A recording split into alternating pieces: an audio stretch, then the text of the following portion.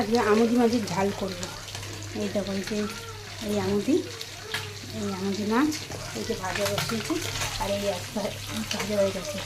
দেবো পেঁয়াজ, ধনেপাতা, টমেটো, আদা রসুন পেস্ট। তোমরা দেখতে পাবে কীভাবে করছি।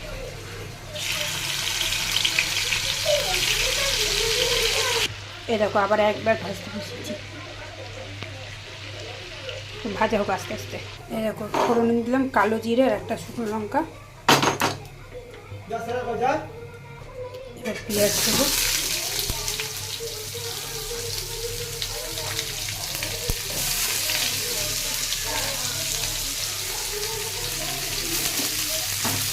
পেঁয়াজগুলোকে ভাজা হবে। পেঁয়াজগুলো ভাজা হয়ে গেছে, এবারে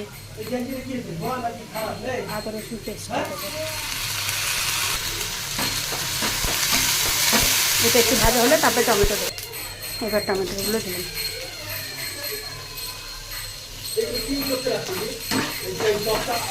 এবার থেকে অল্প একটু নুন, পায়েস,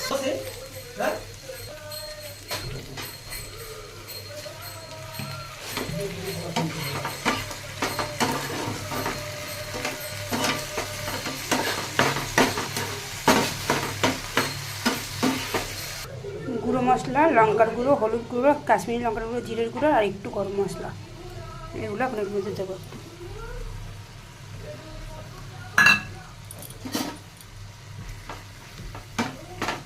এটা একটু কষা হবে, তারপরে মাছগুলো দেবো। বাটিটা ধুয়ে জলটা দিয়ে দিলাম।